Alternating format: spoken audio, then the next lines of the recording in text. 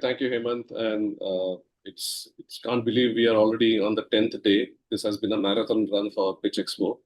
Uh, Yesterday with R&D Symposium, we had some fabulous chats, panel discussions, and presentations. Today we had cutting-edge research being presented, and now we are getting into something which is again a sticky topic, but we have few veterans here who have been there, done that, and the topic for the fireside conversation is about corporate innovation, but looking at both the success and the failures of corporate innovation, the pros and cons. So it's going to be a free-flowing conversation between three gentlemen. Let me introduce all of them. It's my privilege to introduce Avnish Sabharwal. Avnish is an innovator, investor, strategist, and a global leader with 35 years of experience. For the last 10 years, he has headed Accenture Ventures team in India and worked with 1,000 plus deep tech and SaaS startups. That's a large number. He was recognized as a top corporate innovator in 2018, 2021, and 2025. He's passionate about building high-performance organizations, leveraging disruptive tech, innovative practices, and leadership and talent development. Avnish is also a veteran of the Indian Army and was commissioned in the Elite Armored Corps in 1991. I did not know that. He has recently turned an entrepreneur with his new advisory venture called New Realm Partners, where he advises large corporates like Vedanta, PwC, and State Street, as well as startups and academic institutions on their AI and deep tech strategy. Welcome, Avnish, and thank you for accepting our invitation to be on the Fireside Chat. Next up, we have Satish Kumar. Satish is the founder and CEO of Simsi AI, and an AI-powered venture studio platform advancing startups and innovation globally. With over 3 decades of experience across India, the US, and the Middle East, he has led large-scale digital transformation initiatives, including as managing director of Anthology, a serial entrepreneur. He previously built Glopor IMS, digitizing 80,000 classrooms. A Babson MBA and a Harvard Business School certified corporate director, Satish is on a mission to democratize the startup and innovation journey, enabling sustainable, scalable, high-impact startups and ventures worldwide. Welcome on board, Satish. Thank you again for being part of this fireside chat. Thank you. Last but not least, I have Ranjit Ranjan. Ranjit is a senior technology strategist, thought leader, and a C-suite advisor with 25 years of experience, driving AI, digital transformation, and growth strategies across global technology firms, governments, and enterprises. With 18 years at IDC, he has shaped executive agendas and market perspectives worldwide. He advises on national digital agenda and go-to-market strategy, tech-driven transformation, and major tech investment decisions. Ranjit is the author of Digital Nation 2019, analyzing the UAE's tech-driven evolution. He has built and led advisory teams of advisory experts, delivered 300 plus keynotes, and is an active angel investor and startup mentor across AI, space tech, and digital platforms. Welcome on board, Ranjit. Thank you. Thank you.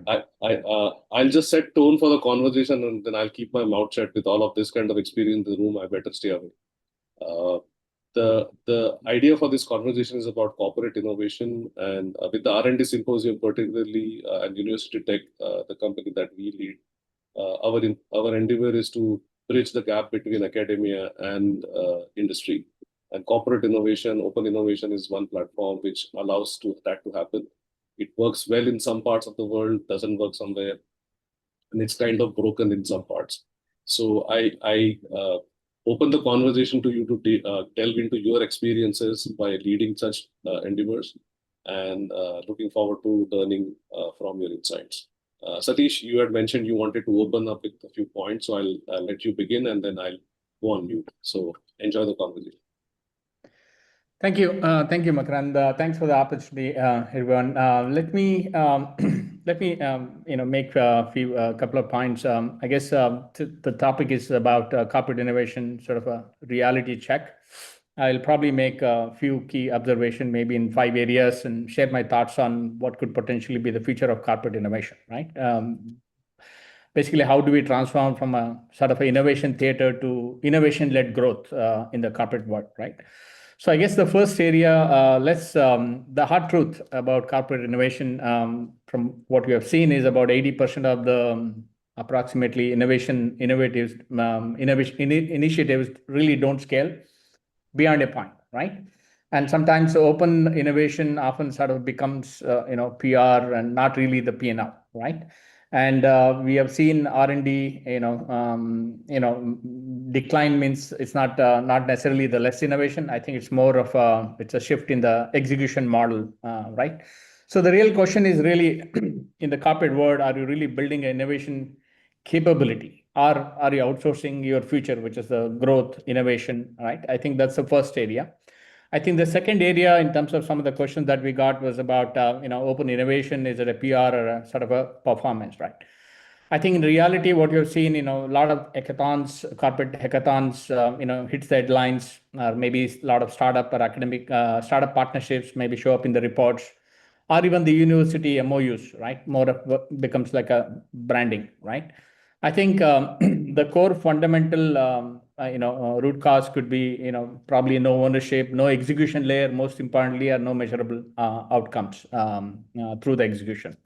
So I think the shift really required from an engagement-driven innovation to execution-driven innovation. So that's a sort of a second area that I want to touch upon.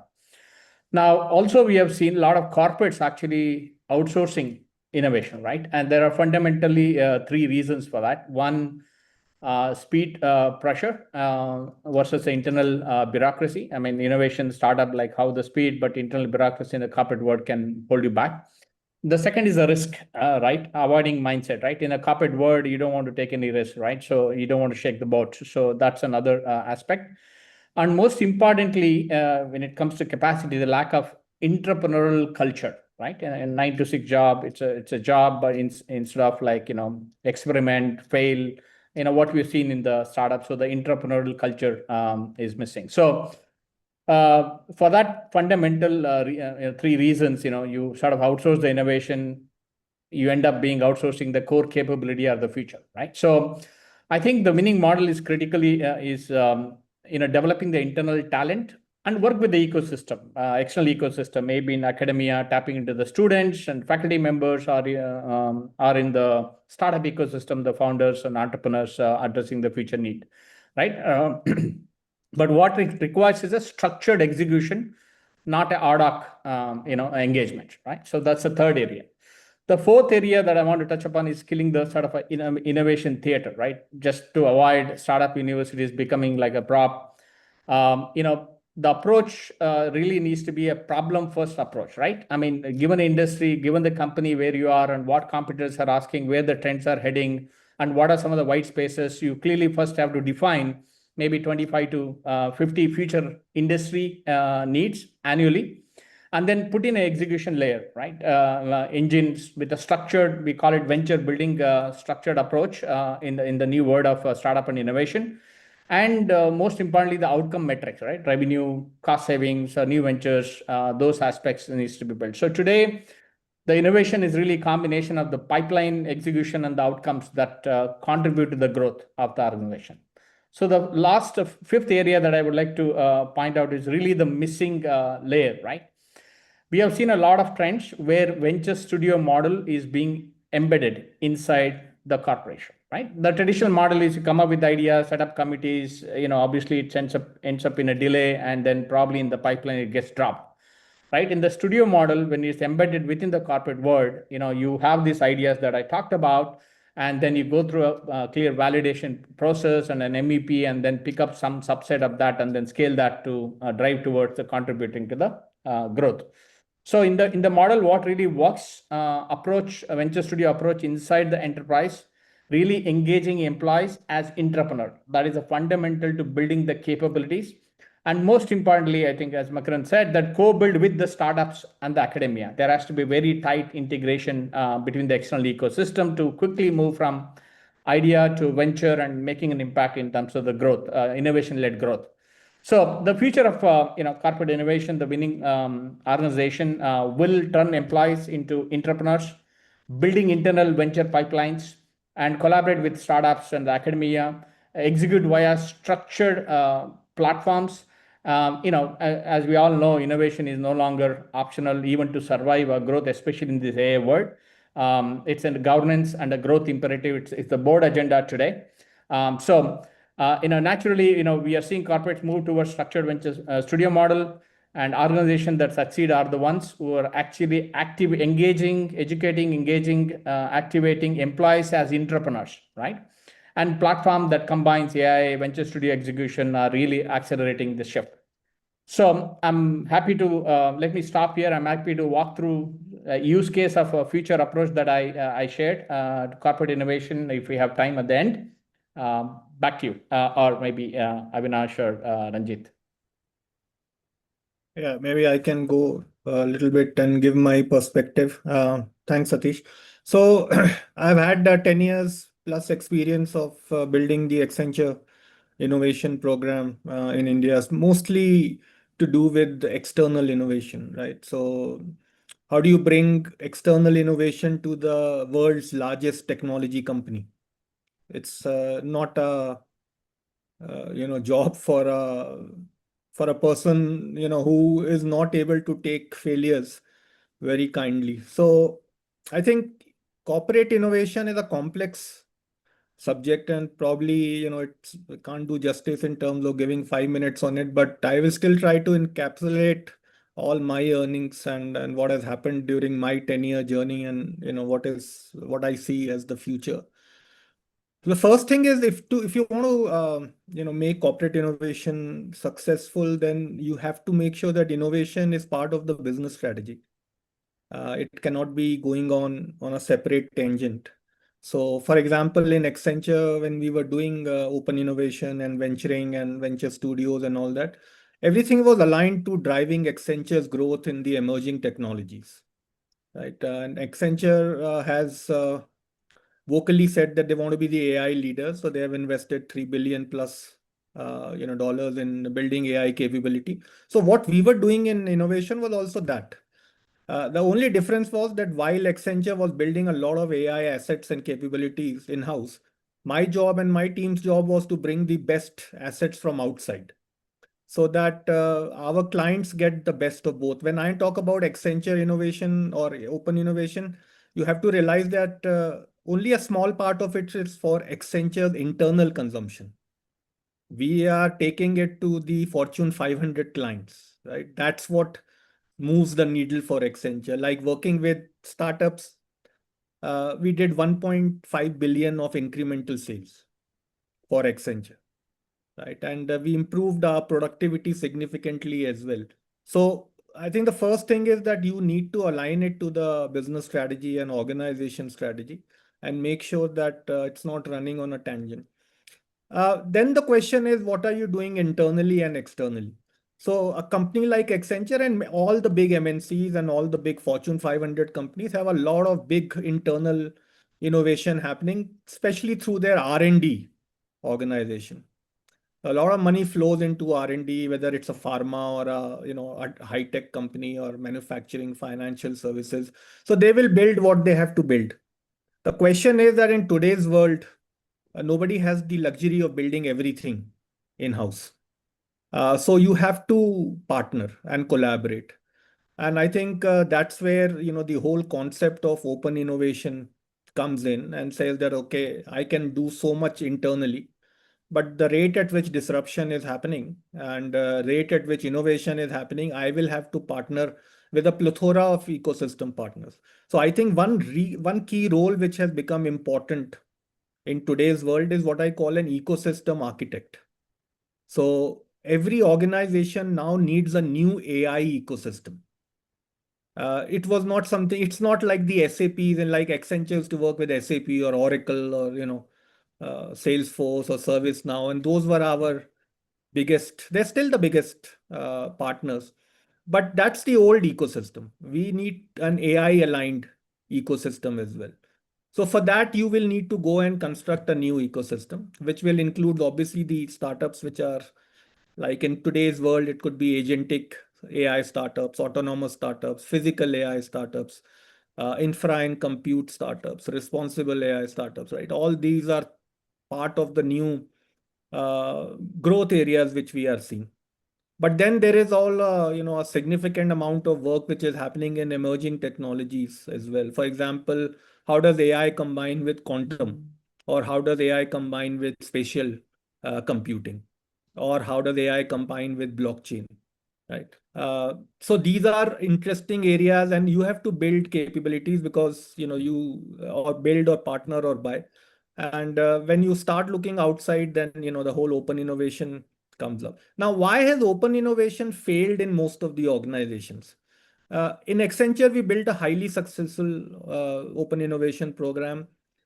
We got rewarded for it multiple times, as was told in my introduction. So it was not me as yes, I was there, but basically it was the program which was getting recognized. And the recognition metrics were two. One, how did we move the needle for Accenture? And second, how did we move the needle for startups? Because it is a very delicate balance between startups, Accenture, and our clients. If any of them feel that they have been taken for a ride, the program collapses. And that's where I have seen that most of these open innovation programs have collapsed. What has happened in open innovation when it started, what I saw there was that it started with something what we call as startup tourism. People used to go there in different global hotspots, especially Israel, Silicon Valley, London, Singapore. And they will go there, spend time to try and understand, attend events like, for example, Slush in Finland or Helsinki.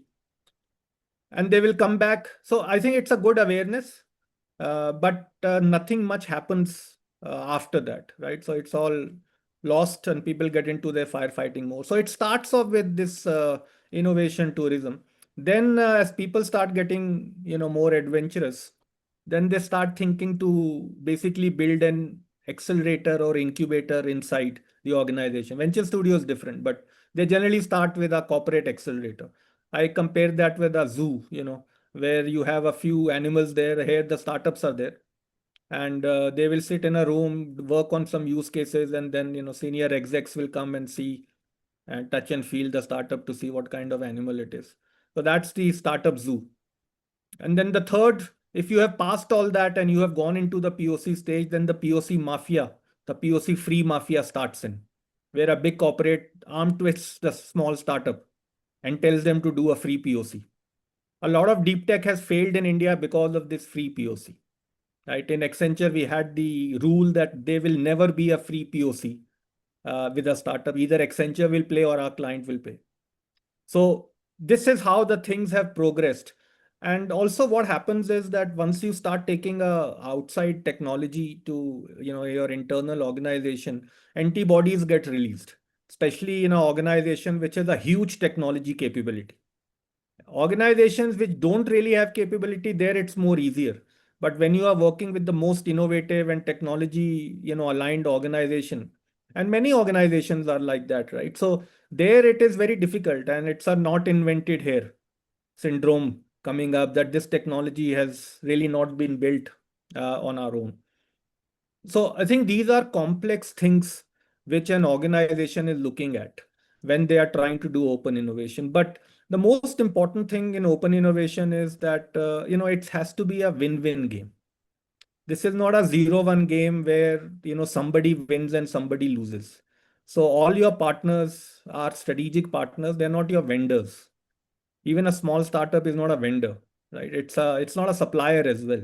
It's a strategic partner. What are they are bringing something which you don't have today, and you're going to take months to build it.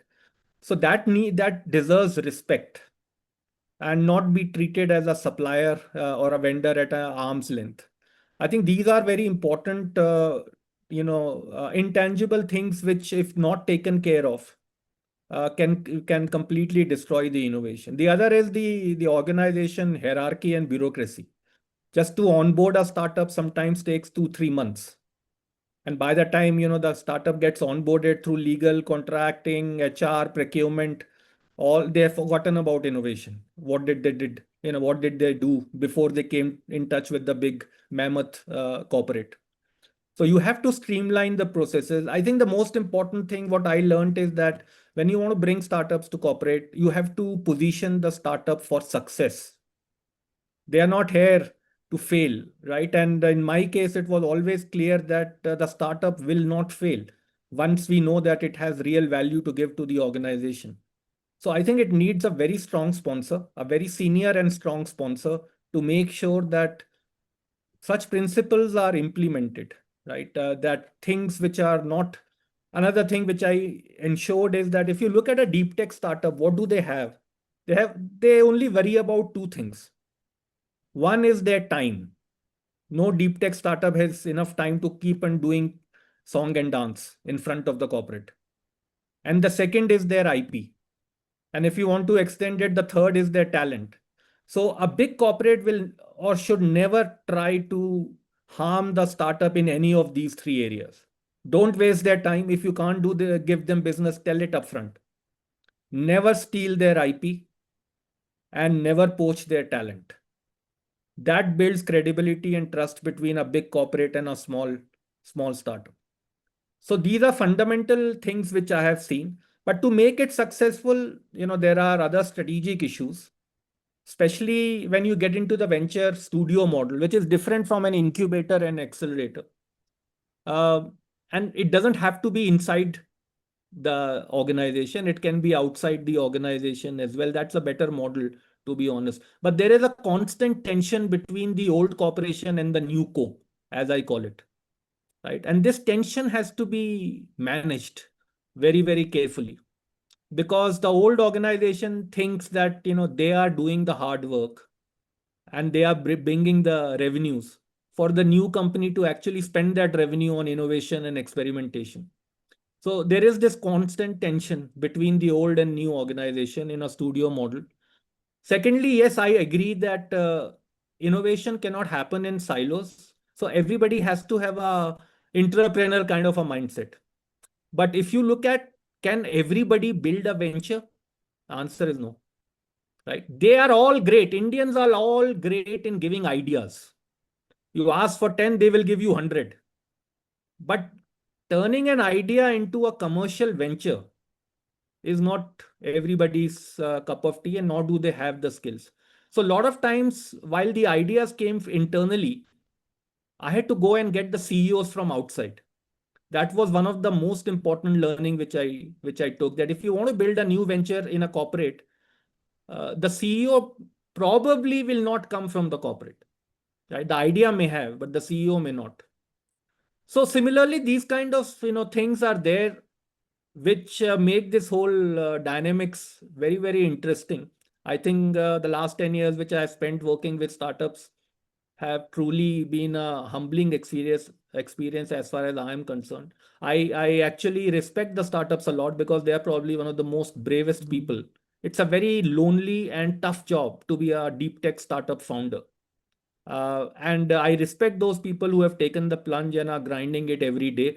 And I think the entire ecosystem, whether it's a corporate, government, VCs, academia, private equity, all have to come together to ensure that these startups succeed. Only then India will have a right place, either as a product nation or as a deep tech hub. With this, I'll just stop here. Ranjit, over to you. Right. Thanks. Thanks, Avnish and Satish. I think you've covered most of the points. I just want to give a perspective from the Middle East and when the Africa region, where I've been part of the ecosystem for the last couple of decades. And here, what I've seen is that the involvement of the government and the national digital agendas in innovation has been significant. Right? There's been a lot of funding that's gone into that.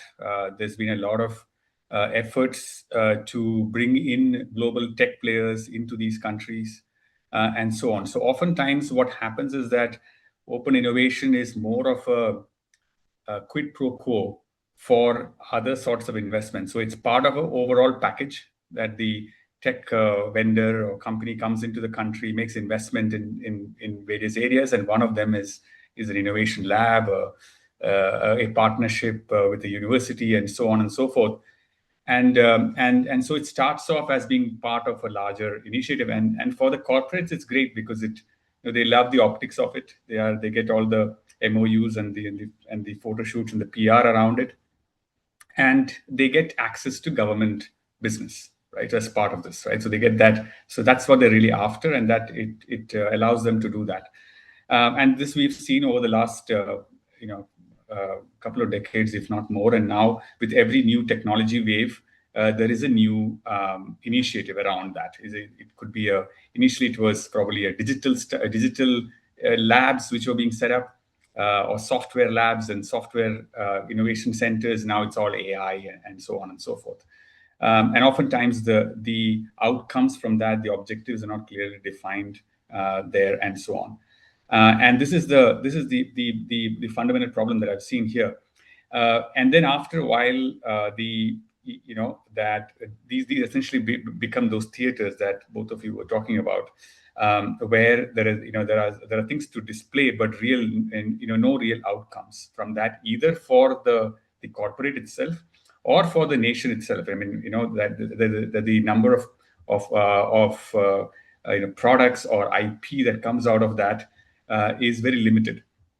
And oftentimes it becomes a place to conduct, it becomes a physical space to conduct hackathons and so on and so forth for the local talent. And so this has been going on for a while, and oftentimes this is used also in these global reports which talk about innovation indices and so on. And so if you how many innovation labs do you have in the country and so on, everybody wants to rise to the top of those global innovation index and so on. Every country wants to do it, and so they encourage and they promote this and so on. So this has been a fundamental problem. There have been some instances where there has been close collaboration between such initiatives and the end user, which is the end user organizations, the corporate, and the integration of that. For example, here in Dubai, the Dubai Future Foundation used to run these Dubai accelerator programs, wherein they get startups, get the technology players, and then also get the end user organizations like the big utility companies and oil and gas companies and so on, and work on real life problems, and then create these cohorts, these accelerator cohorts, and some of them were eventually integrated into the business under the close governance model that they managed to put in place. So I think it requires a lot of governance. It requires clearly a lot of objectives, clear objectives to be set upfront. And I think that many of the corporates, despite all the open innovation they do, they end up acquiring, right? They end up taking the easy route of acquiring innovation. So why do I get into all of this when I can actually buy innovation? I can buy a startup, I can invest somewhere and buy that innovation, right? So I think there is that disconnect, and oftentimes it's just lip service that I've seen here in the region. So clearly, all the things that both of them mentioned in terms of having those different levels of initially is obviously a lot of signaling that happens. Then there is the whole experimentation in terms of hackathons and MOUs and all of that. Then after that, there is the integration piece. And for that, you need within the corporate, oftentimes there is no P&L owner, a business owner who takes ownership of that. The business owners are often not even involved, don't even know what's happening. In terms of open innovation from by the companies, it exists on the periphery.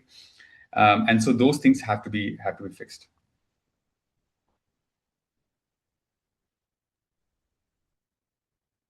So Satish, you want to comment further? You are on mute. Yeah, thanks, Avinash. I think both of you covered it really well. If there are a couple of minutes left, I'm happy to sort of take you through, take the members through the sort of a use case or an approach to a venture studio corporate innovation led approach. But otherwise, Avinash, you and Ranjit can fill in. So No, I think go ahead, Avnish. No, I was just trying to say that one last point I wanted to make was the academia collaboration, right? I think that was a key important thing. So I did a lot of work in that. That itself is a very difficult thing to make the corporates and industry and the academia work. First of all, they are completely different entities, right? And if you just take one or two academic institutions out in India, I'm talking about not global, but if India, like IIT Bombay and SINE. IIT Bombay and IIT Madras. The rest of them are in different stages of what they want to do. A lot of them are research-oriented academic institutions where they are only interested to publish and maybe get a patent or so, right? But they're not really interested in the commercialization. And that's a big challenge. And also, if you want to collaborate with the academic institution, you have to have the right professors who are interested in your thesis. Otherwise, they'll just say, we are not interested in your topic, so you have to go and do whatever you have to do. The other thing which I think which is the most important thing, I have been a witness to all the global top ecosystems in terms of how academic institutions are working. And what I've seen, one big reason is the technology transfer desk. That is the most important thing which makes this whole collaboration successful.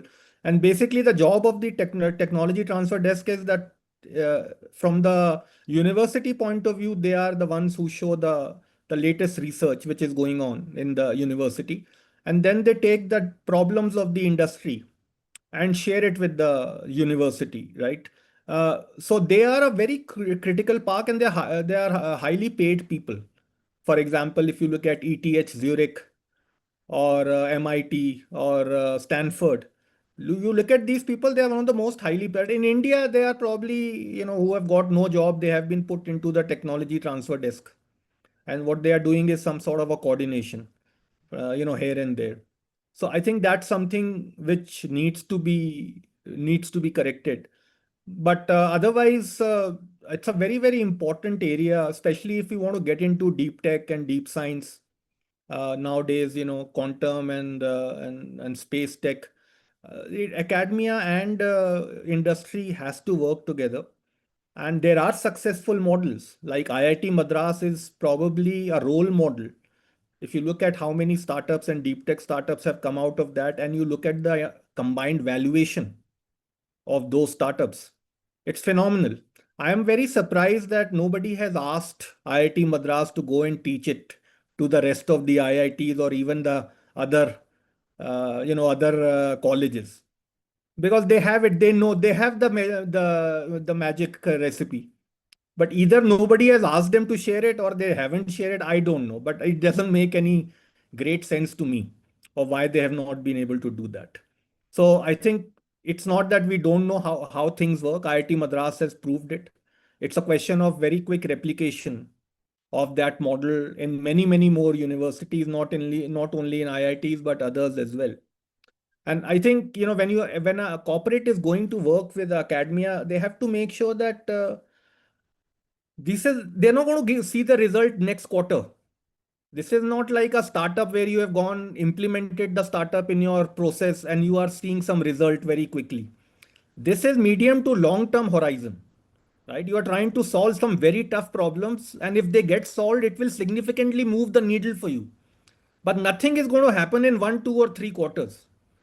The problem with corporates is they are assessed every quarter.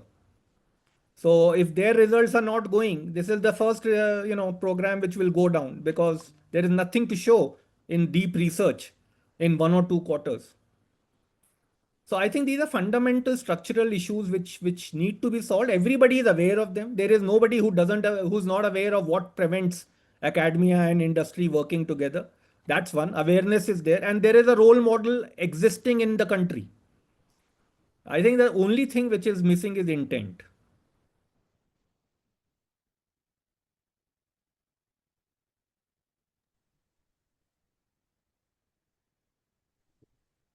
Yeah, I think, sorry, my video is off. Fabulous conversation. I know, Satish, you wanted to show a case study, but unfortunately, we run out of time. We'll be continuing these conversations more often and with higher frequency. But thank you very much for giving your insights from real world, been there, done that. Ranjit, you did not give your closing remarks. If you want to add something, and so we can close out the conversation. But thank you very much. This is very insightful and very hard hitting and real. So thank you for making it that.